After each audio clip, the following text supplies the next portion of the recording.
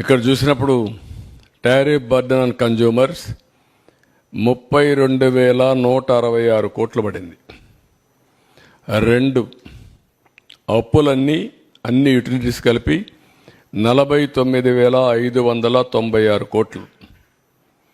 ఇవి కాకుండా inefficient governance వల్ల ఏ ప్రాజెక్ట్ ఎప్పుడు ప్రారంభించాలో ప్రారంభించకుండా పోవడం, అన్నీ క్లోజ్ చేసి షార్ట్ టర్మ్ పర్చేసెస్ చేయడం, ఇష్టానుసారంగా చేసిన దానివల్ల 47,741 కోట్లు పెరిగింది.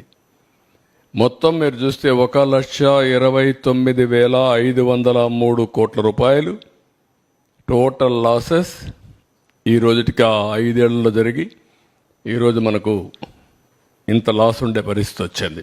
నెక్స్ట్ ఇక్కడికి వచ్చినప్పుడు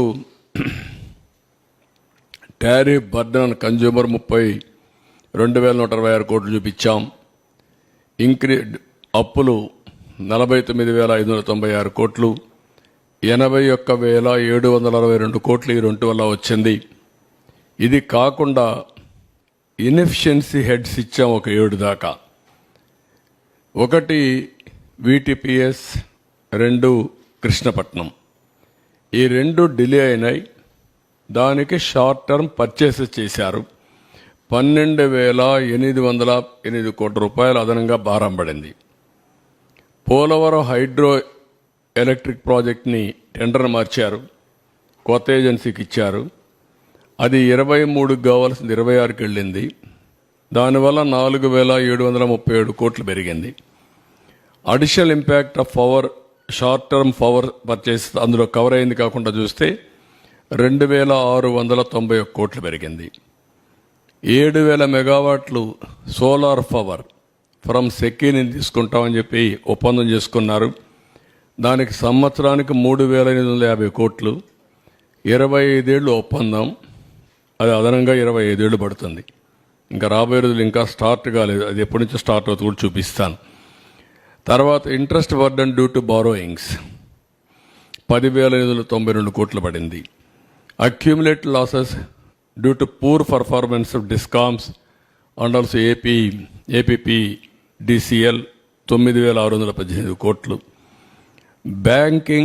బ్యాకింగ్ డౌన్ ఆ పవర్ స్టేషన్ని కెపాసిటీ తగ్గించడం, నిలిపేయడం, ఆ టైంలో షార్ట్ టర్మ్ పర్చేసెస్ కొనడం, ఇలాంటివి కొన్ని చేశారు. దానివల్ల ఒక 3,135 కోట్లు పెరిగింది. అంటే మన కెపాసిటీ ఉంది, ఆ పవర్ ప్రాజెక్ట్ ఆపరేట్ చేయరు, థర్మల్ ఆపరేట్ చేయకుండా వదిలిపెట్టి బయట కొన్నారు. దానివల్ల కూడా విపరీతంగా పడింది. మొత్తం కలిస్తే 47,741 కోట్లు. గ్రాండ్ టోటల్ చూసినప్పుడు 1,29,503 కోట్లు పెరిగింది.